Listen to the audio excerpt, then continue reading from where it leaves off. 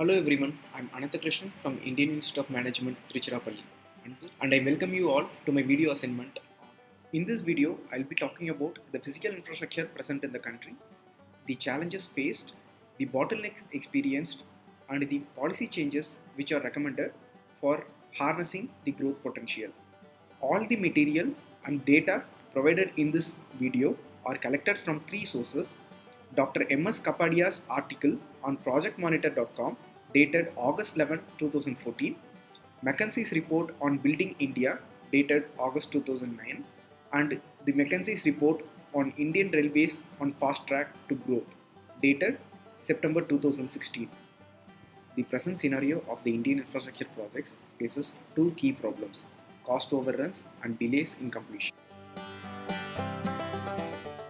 Dr. M.S. Kapadia has segregated the projects into 13 different sectors, and the power, petroleum and railway sectors together constitute to about 70% of the total infrastructure spending by work.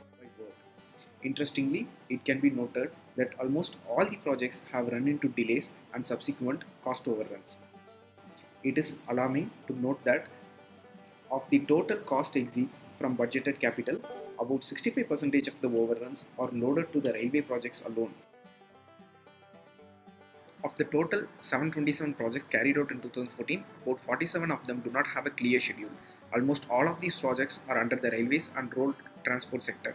This is because of the complex nature of the railways, lack of clarity on execution, and the funding mechanism laden with leakages. Of the remaining projects, about 18% are on schedule, 19% of the projects are either 1 year or 2 year delayed, and about 11% of them are about 2 years delay. About 9% of the projects have stalled with more than 5 years delay, either due to improper planning, design changes, or dispute between parties. The bottlenecks are identified at three different levels. At the pre-tendering level, poor planning, slow approval procedures, and resistance from the existing contracts form the major sources of problems. The execution phase is constrained by the delays in land acquisition, insufficient dispute resolution mechanisms, and insufficient skilled labor to carry out the projects. Even after the execution phase, there are bottlenecks like below par design and engineering, poor risk management, and lack of best practices followed in the industry. To address these bottlenecks, the following recommendations are made to the policymakers: creation of a conducive environment for PPP models, reforms under land acquisition, shift from right to own to right to use model, special mechanism for quicker dispute resolutions, enforcement of stringent clauses for contractual delays, quality cum cost assessment of project evaluations.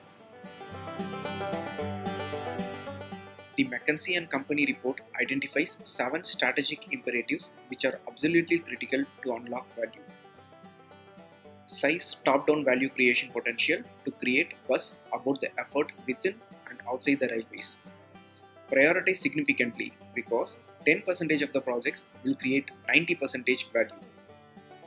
Get asset mix right because developers often do not get it right, and this causes significant NPV swing and cost overruns. Ensure natural ownership of risk to realize full value and participation from the effort.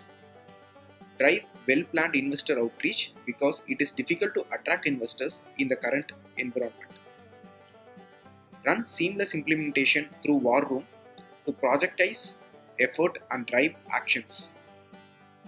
Build capabilities in owner's team to drive processes across multiple phases and also bid on EPC mode if required.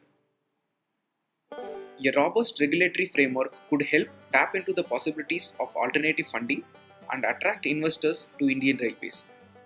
Two important focus areas of consideration are rationalizing the tariff structure.